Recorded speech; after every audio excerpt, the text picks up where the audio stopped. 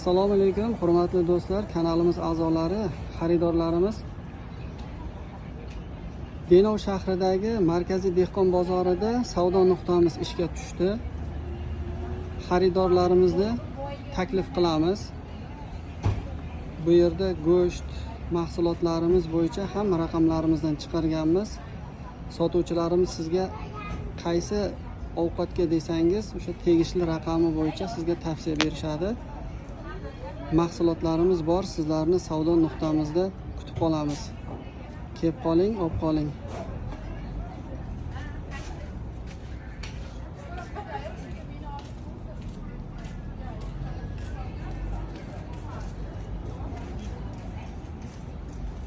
Savdo nuqtamiz bozorga ajratilgan yarmarka hududida ochilgan.